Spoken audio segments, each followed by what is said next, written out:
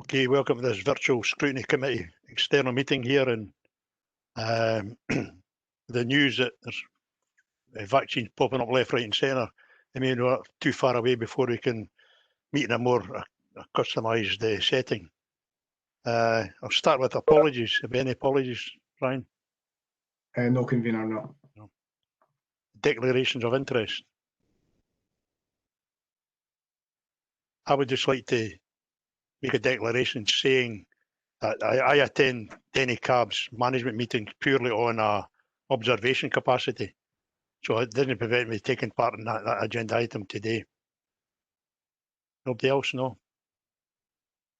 Before I get into the minutes, do we need to make any introductions to anybody? Is everybody familiar with everyone? It might be the officers can introduce themselves when we get to the particular items. Okay, Brian, that's fine. Yep. Okay, agenda item 3, minute of the meeting held on the 8th of October 2020. We agree a minute? Agreed. Agreed. Okay. Anything arising from the minute? No, thank you. It takes us to agenda item 4, following the public bound poverty and equalities. I believe, Sally, you're taking this. You just give an overview of the paper, and we'll go through I'll take each individual organisation one by one and see if there are any questions in it, if that's okay with you. Yep. Or you, Sally? That's absolutely fine, thank you, convener. For those of you who don't know me, my name is Sally Buchanan. I am the Fairer Falkirk Senior Coordinator at Falkirk Council, and me and my team have responsibility for supporting our work to help people who are in or at risk of poverty. So the purpose of the report in front of you today is to provide you with information on the monitoring and performance of the organisations that fund to support our outcome of making Falkirk a fairer and more equal place to live. The reporting period that we're looking at in today's meeting and the reports cover is the 1920 financial year. However, we have provided some additional information on how COVID has impacted on the organisations and the services that they provide, whilst the formal reporting from April this year will follow at a later meeting.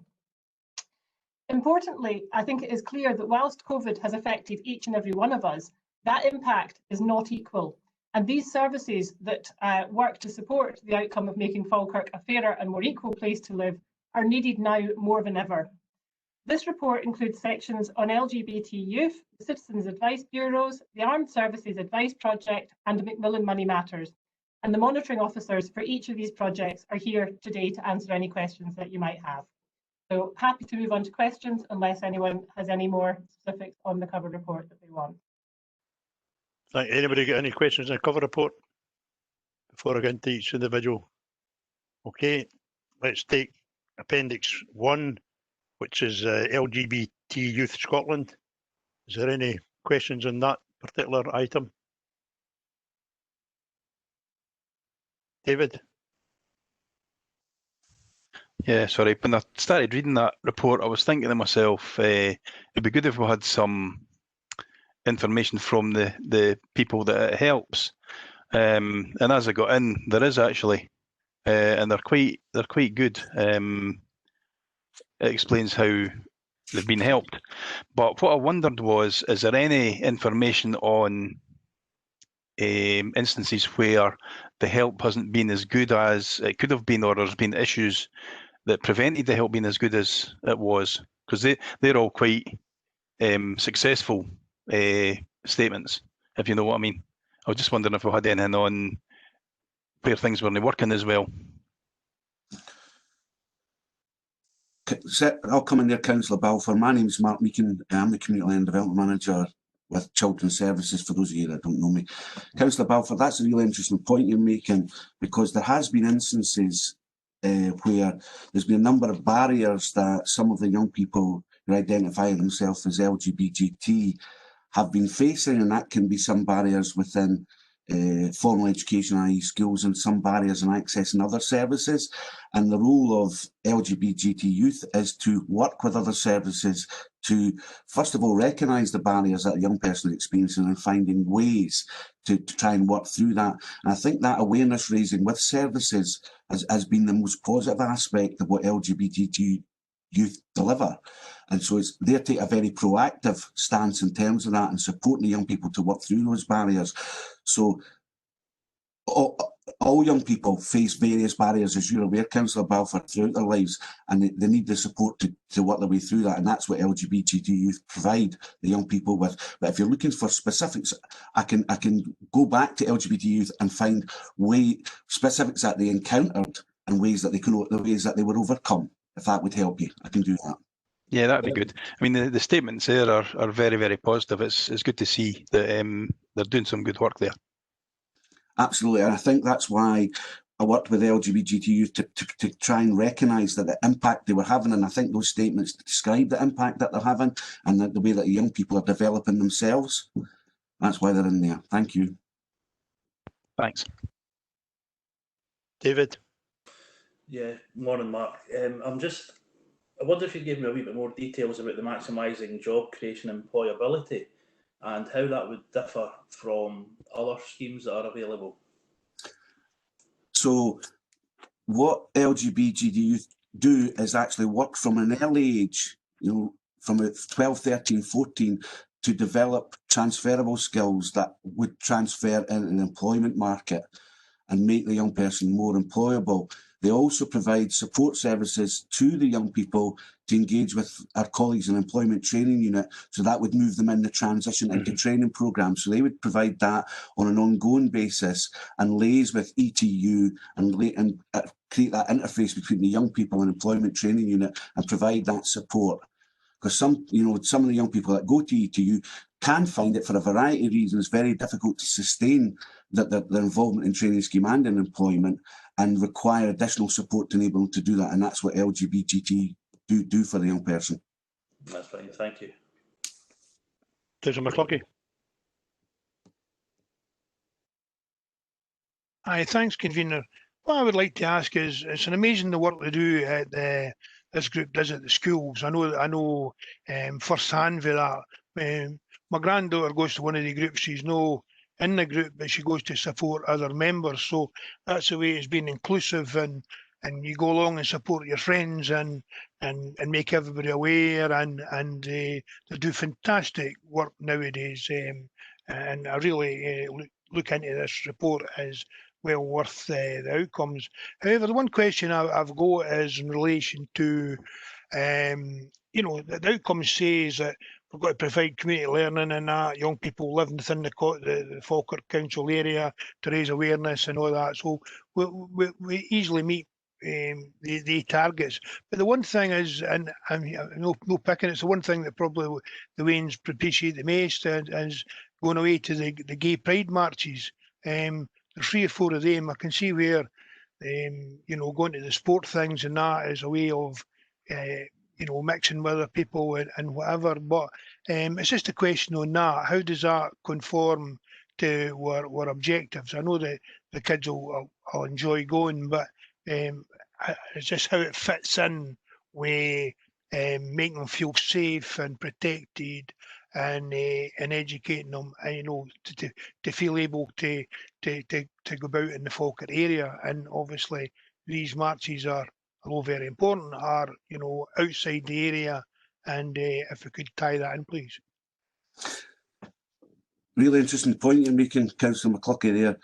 What LGBT youth do is they actually work with the young people, so that the young, rather than LGBT youth workers putting on these excursions and trips, whether they're within the council area or outside of the council area, they don't actually put them on for the young people. The young people organise these trips themselves with the support of staff. So it's very much a youth work approach that they're taking, and it starts where the young people are at. So the young people are building skills, they're developing new knowledge about how you organise trips, how you do risk assessments. They're doing them in conjunction with the staff, and they get the experience of that will be transferable going forward. I think, going to the Pride March is a big thing for this group of young people, and it's a big thing for young people and LGBT people across Scotland, and that's why they want to get involved in that. But they organise that themselves with the support of staff. And it was the same as the it seems so long ago now, but way back at the turn of the year, they did the Purple Day, where they actually organised an event themselves within the municipal buildings. I'm sure some of the elected members here, were involved in that and walked past it and commented on that as well. So they're organising a whole range of activities, some of them outdoor learning activities for the group, and also others, if you describe, your granddaughter as well, Councillor McCluskey, being involved in it. It's not just for LGBT young people, it's for a wide range of young people. And the LGBT young people see that as a way of trying to promote awareness and commitment to working to a more inclusive society, and that's what they're trying to do. I thank you for that response, a very full and appropriate response. Thank you very much. Councillor Grant. Morning, Mark. Very quick question. Page 24. LGBT Youth Scotland are exploring opportunities to secure external funding. Could you elaborate slightly on that? Are we getting anywhere? Is there any progress there?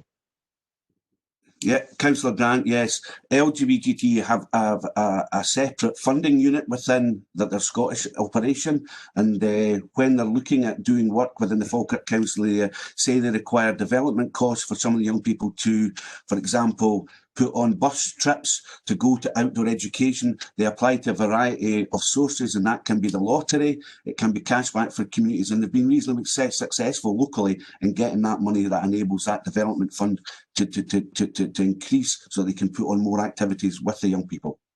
But I have to say, it's the young people that actually apply for that money. It's not LGBT, it's the group of young people that are actually taken through the process of applying and securing that funding. But they have been very successful in the last couple of years. Thanks for that, Mark. It would be nice to maybe, tell us that because I didn't know for a minute that it was the young people themselves that it seek the cash or the funding, and they've been successful. So thanks for that, Mark. Thank you. Just a good question for me, Mark, just expanding on that. So the young people have got to raise any cash to get any outings. They don't get any financial support for LGBT Scotland. So, Councillor Blackwood, convener, what actually happens is there's a small amount of money within the budget that Falkirk Council provides for a development fund so that the young people can put on some activities, but that's the bare minimum. So if the young people, at the start of the year, the young people sit down and work with the staff to identify what they would like to achieve over the coming year and what type of activities will enable them to achieve that. And they look to, and part of that is finding the funding to actually participate within those activities. And personally speaking, I think that's a very good thing because it creates a level of commitment within the young people and the group, and a level of investment and ownership within the activities that they would like to see for themselves, rather than just being put on for them and given to them. They're developing a whole range of knowledge, skills and experience to do that, and that's why they're trying to do that. That's why they're doing it. Mark, well, obviously going forward in the current situation is going to be very challenging for them to get funding, as will be the same with every organisation we've got here and today. Any other questions on this particular item? Okay, can we move to Annex 2, which is CAB? Sally, sorry, any questions on CAB?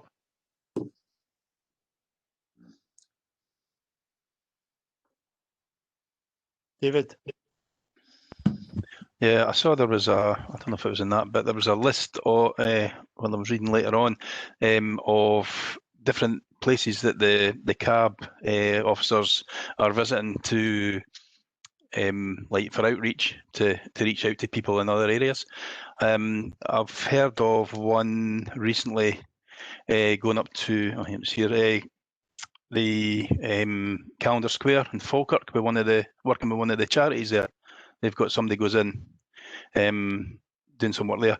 I just wondered if there's any other areas that they're looking into or doing sort of outreach into different organisations, if you like, in the local area.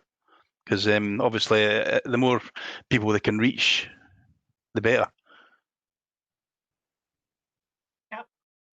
Okay, thank you for that question. And the locations listed are from 1920. A lot of them will obviously have been impacted over the past few months, as have a lot of things around COVID. If the location is closed, then clearly the advisors can't show up there.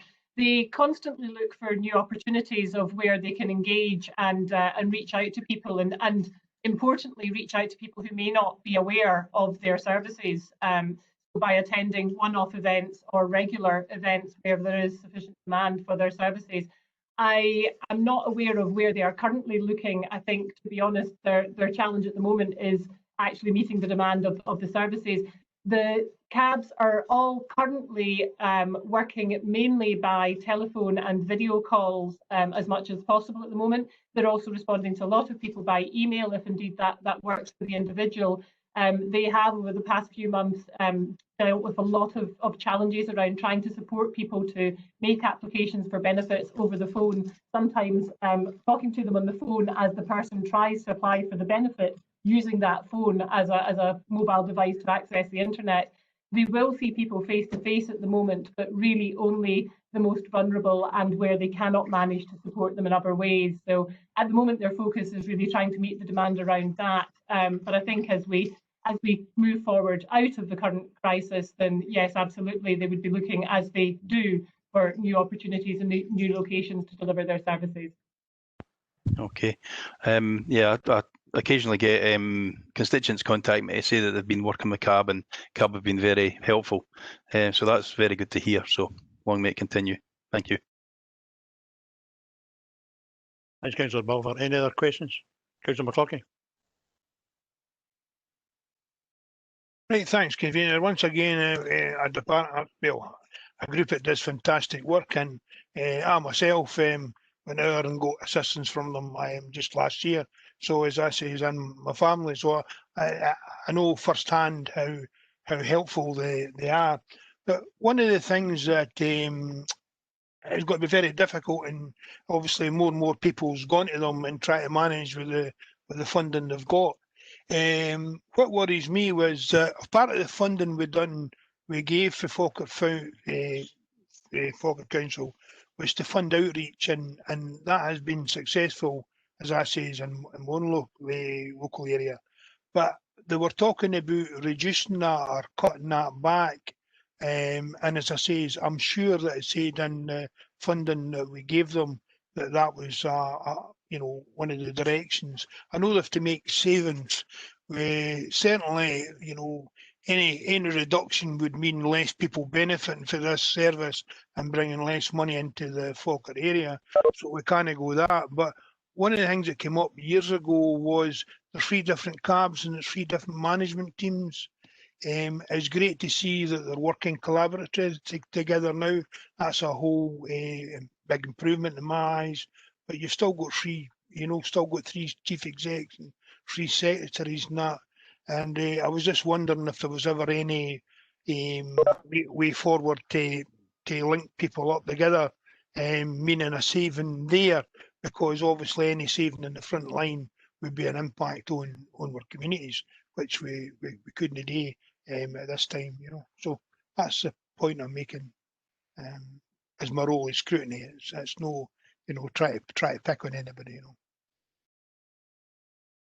I can respond back and provide a bit more information around that, if that would be helpful. We did extensively work with them over the past year prior to over 1920 around their delivery model, and indeed around the mechanism that we use to provide funding to them. We extensively explored the idea of going down a procurement route, where we would offer a contract out to one organisation to deliver services. And that part of the reason for looking at that was to explore whether there would be benefits around a single organisation. At the end of the day, they are 3 independent organisations, and it is up to them how they choose to structure themselves and deliver their services. Having investigated heavily the procurement route, it was agreed with a lot of advice for our procurement team that actually there was not really any advantage on either side of going down the procurement route, and that we would stick with the grant funding model. We didn't expect to get any competition, anyone else coming in, which often would be a reason for going down procurement. At the end of the day, as I say, it is up to the 3 CABs how they choose to structure themselves, and we worked extensively with Citizens Advice Scotland exploring different models. They do work very closely together. They each take leads for different aspects of the service, and will often work together in joint funding and things. So feedback from them, they do not see that there are savings to be had through that. and there are benefits for them of the localisation. They feel that really helps with bringing volunteers in, getting volunteers to take part because they feel that they're taking part in something locally. So that is something we have explored with them extensively over the past year, and the conclusion is that the current model we have is the most effective one to provide what we need in terms of the services. I'd like to thank the officer for that full answer, and obviously I've got a better understanding of it now and feel very happy with that. You know, thanks very much, convener. Any other questions? Could I just say, I maybe support what Councillor McCluskey said. It's going to be commendable the work the three cabs have done in the Falkirk area. But that only the report only takes up to March, and the worrying thing is going forward. Chancellor last night talked about a very, very deep recession, high unemployment figures, demand in cab in all areas of the country is going to be quite substantial. There was an article in the Falkirk Herald a couple of weeks ago. I think it was a cab member that spoke to all media in the countries, highlighting the possibility of huge reductions, financial reductions from councils to cabs, which is very worrying. We haven't come to that decision yet, but you know, that's the line of thought coming from employees with cab, that they're going to face financial hardship. If they face financial hardship, then what hope have we got for our members of the communities? That's more a statement than a question, Sally. No, you want to respond to it? The only thing I would respond back to on that was around the article in the Falkirk Herald. Our local CABs weren't aware of that before it went out, and actually were at great pains to get in touch with me and emphasise that they did not feel it reflected upon their relationship with Falkirk Council. And indeed, that article actually was pulled down from the website following some intervention from Citizens Advice Scotland. I think it's been picked up by a number of news outlets, not just in Falkirk, and actually caused some upset amongst the CABs across Scotland. Yeah, I know that the cab, certainly Denny Cab, got an email from the manager saying there was nothing to do with them. However, it gets out into the media broadcast, and it gets out into the general public, and they start to believe what's happening, or believe, a lot of people unfortunately believe what they read in the press, and it's a worrying factor. Any other questions in cab? Okay, take us to Appendix 3, as Dennis Citizens Advice Bureau Armed Services Advice Project. Any questions on that?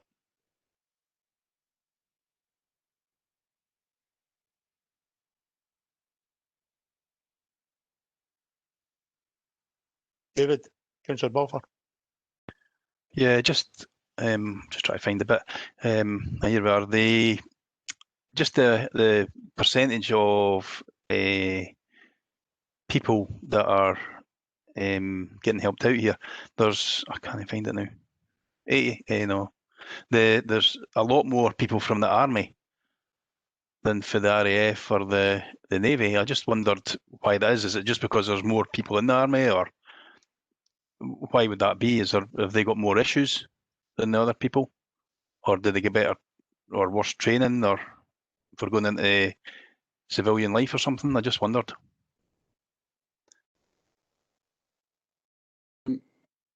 I'll just come in that case. Yeah, okay, you. So I think, you know, maybe just member said, and to seem from the military, and I remember that, and really in the type of role that they have, that come when they come or skilled, they'll be in the infantry. Most of them are, I think, just in case if they'll come out.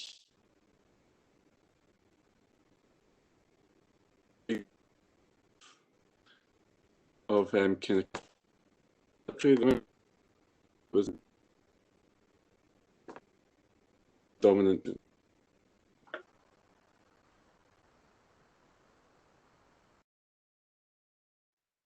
Did you get that message, David? Because It was kind of breaking up there. I don't know if that breaking was the up same there, for everybody else. Aye. it was, Is that maybe something we could get some information on brought back to the next report, possibly?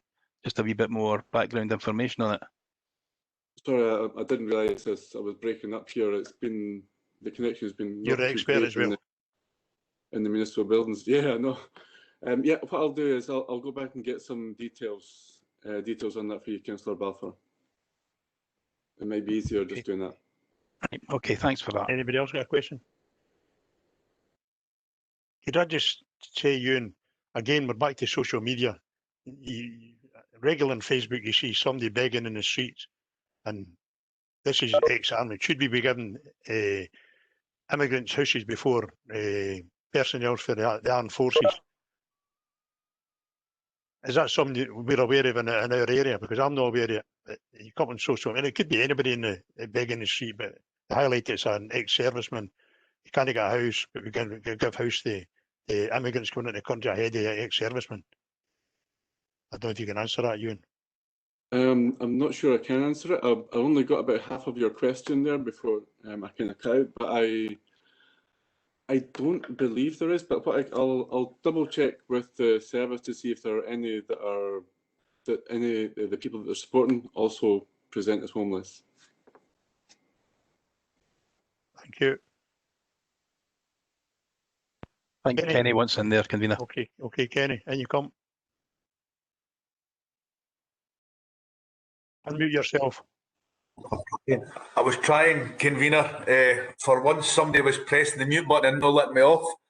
I wonder why. Just to come up there with regard to the veterans, certainly within housing, we have a policy that we've signed up regarding veterans, and when they're coming out of the military, so we certainly help them and we provide additional support when they come out of their services, and certainly if we find them homeless, we will provide the support. They get priority one within housing as well, so they're seen as within that category, so they certainly are supported when they come out of the services. Thanks, Kenny. It's good to hear. Councillor McCluskey. Once again, just to follow up on Kenny, I've had constituents come to me in that position who are ex-servicemen, and as soon as they come out the forces, they do get that priority and do get that assistance for officers. So just like to confirm that that does indeed take place, and I'm glad that we do that in Falkirk. Thank you. Okay, any other questions? No, thank you, Ewan. Takes us to Appendix 4, 4th volume of Milne Money Matters project. Is it George? George, you doing this? Sorry, any questions in this for George?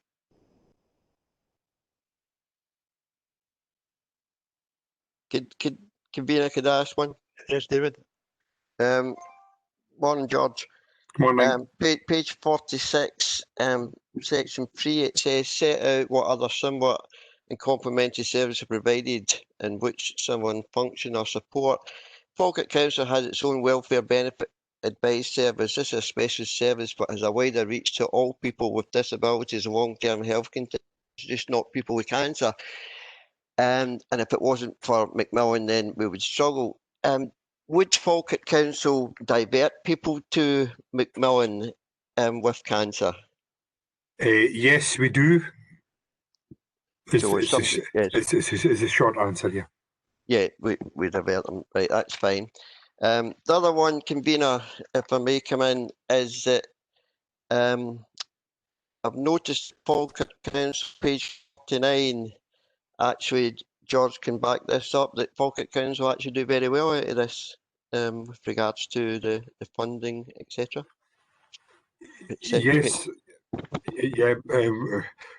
For our contribution that's made to the whole project, proportionally, they see more people from the Falkirk Council area. So you could actually argue that Stirling Council and Forth Valley are actually subsidising the service given to Falkirk Council. Any other questions? That's Can I not a bad thing. Can I just say, George, I'm delighted that McMillan cancer support are in the area, and I'm going to give a reason why. A few years ago, as a councillor, a gentleman came to a surgery one night, and the first thing he said is, "My wife's got terminal cancer," and that took me back a bit, because that wouldn't have, as a councillor, I wasn't expecting for somebody to come and tell me his wife had terminal cancer. The reason he spoke to me was because where she got support in the area, he got no support, and he was having to go to Glasgow, to McMillan's in Glasgow, to get some support. And he said every time he took a journey into Glasgow was precious time he lost with his wife. Yeah. I was delighted, and I'm not taking any credit for McMillan moving into Falkirk, but I did write to contacted McMillan head office and gave an explanation, and I'm delighted to see McMillan are in Falkirk, and there are people who can get support, whether they're victims or whether they've got cancer or whether they're relatives of people with cancer, and it's brilliant. Yeah. And they've actually managed to, the bulk of their referrals are actually coming from the clinical team within Forth Valley. So people are getting the service an awful lot faster, and they're not having to find it. I mean, they're actually being referred straight on from the specialists that are there. Okay, thank you. Thank you, George. Any other questions in it? No? Okay, thank you very much for that. That takes us to agenda item 5, following the public bound community development. Charlie, I don't know if you want to stay or... Yeah, okay, fine, it's no problem.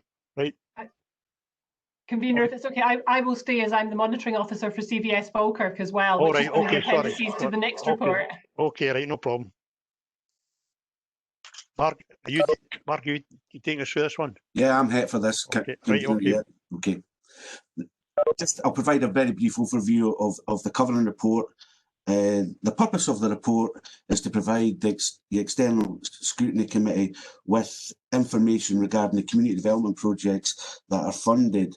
The organisations that receive funding from Children's Services and Corporate and Neighbourhood Services are third sector organisations, and they include Denny Lonehead Community Hall Limited, Denny Community Support Project, and the Workers' Education Association, and CVS Falkirk and District. Myself, I'll take any questions that you've got on the first of the appendices, and Kenny and Sally will provide any information required for Falkirk, CVS Falkirk and District. Back to you, Convener. Okay, thanks, Mark. Any questions for the Denlinhead Community Hall? Councillor Grant. Right, thank you, Convener. Good morning again, Mark.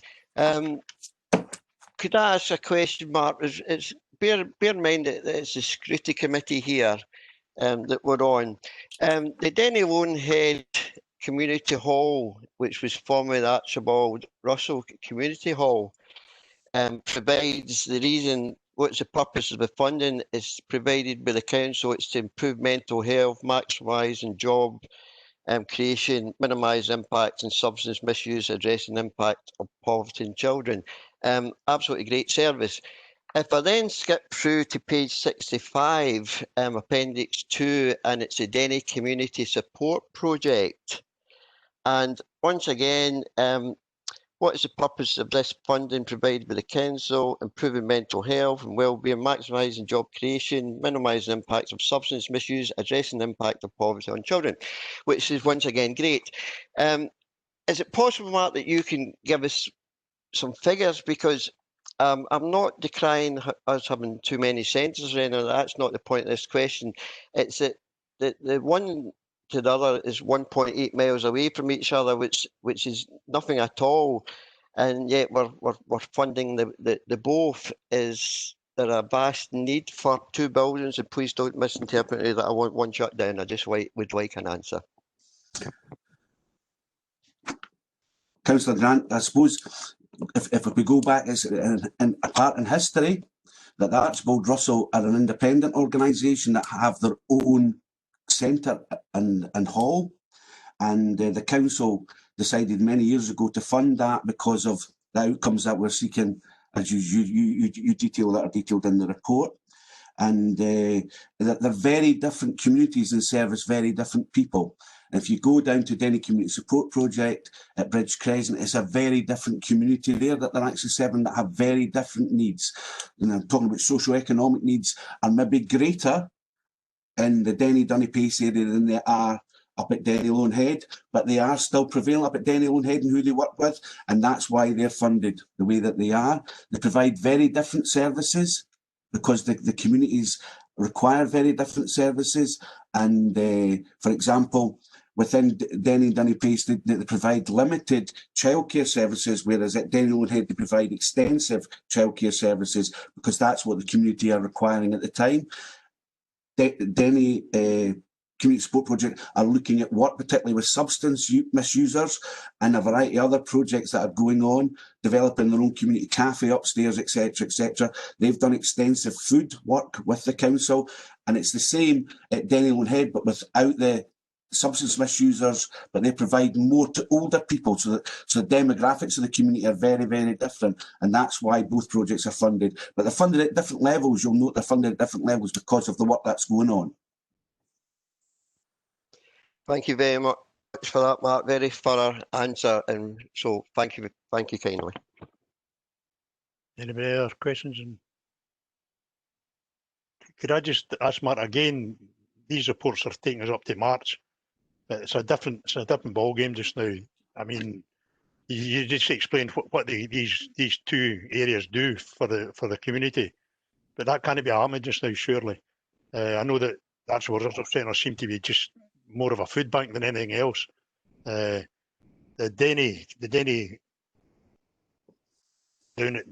Community Support Project is a complete change of personnel. They think it's a change of direction there as well, or are they going along the same lines as the previous committee? I know there was a change, and it's I'm not sure it happened. Well, since I have a surgery down there, but I haven't had one since March, so I really don't know what's happening down there to the same degree. Convener, I'll answer in two ways. I'll pick up on Denny Lone Head first. You're right to say that because of COVID-19, things have changed dramatically, and the way that services have got to be delivered within the hall have changed greatly as well. You're right to acknowledge that Denny Lone Head are very active in providing emergency food and crisis food to local people, as they do that to 50 households presently. Also, they provide a much needed childcare provision within the hall, and that's needed because of families requiring that service who are working, and that service did stop for a period of time, then restarted again, and it's been well received in the community.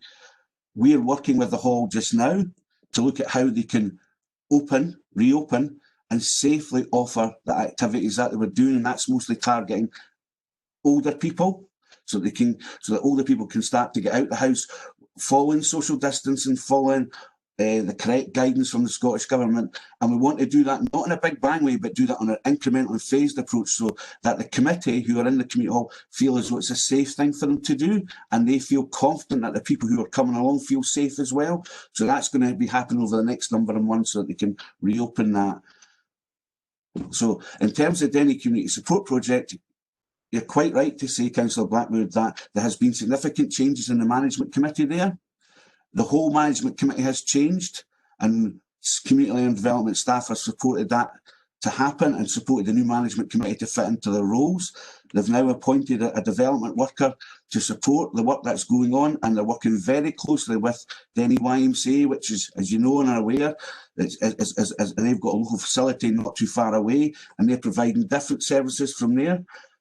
And within the actual building that Denny Community Support have, they've refurbished it completely. Upstairs has been completely changed so that they can bring in and attract new groups and meet new demand and new need coming from local community. So they've used the time during COVID to really refurbish their building and secure additional resourcing to do that. They've secured, I think, over £40,000 to make that happen. So that's been a very positive step, that the building feels new, that it's got a new energy about it. Denny Community Support are also highly involved with food projects, but also working with as I said, substance misuse in the recovery community to provide different services, and they're looking at community growing initiatives within the area. And I've been involved in the development of the bank initiative within Denny as well. So they've been pretty active for a new committee. You know, they've been really active, and it's a positive change, I think. Thanks, Mark. That's encouraging. Certainly encouraging to get the old ones out of the house, but being the most vulnerable during this pandemic, you know, a lot of people may be worried about moving, and I think it's very challenging. Yeah. Any other questions? Not. Any questions on the community development project, Workers Education Association? Oh. Appendix 4 is CVS Falkirk. Any questions on CVS Falkirk?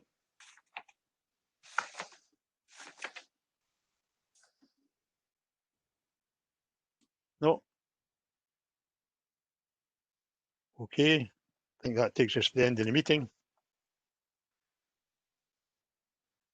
I say obviously challenging times ahead. I know these are reports up to March 2020, but they're challenging times ahead, and it'll be interesting to see following the public pound next year. It's going to be, fair to say, very, very challenging. Let's hope these vaccines work. We get people back to some form of normality. Okay, thank you very much. Thanks, Convener. Thanks, Okay. Convener. Right.